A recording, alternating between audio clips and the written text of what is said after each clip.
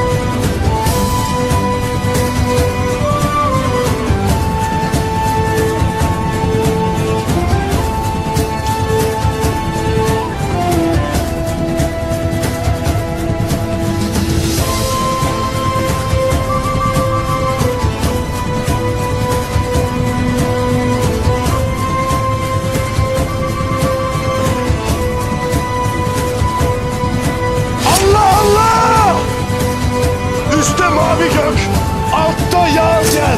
Şahidim ol. Baba oluyorum baba.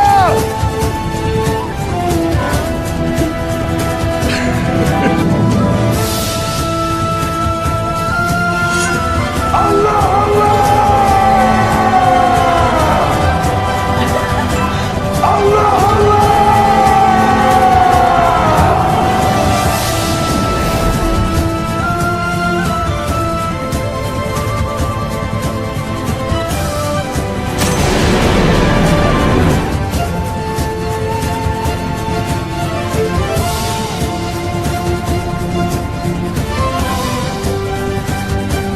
Yoksa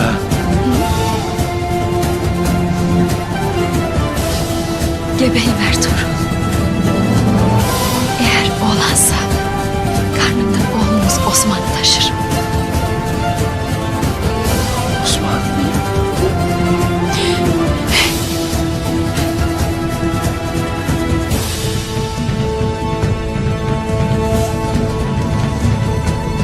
Allah Allah.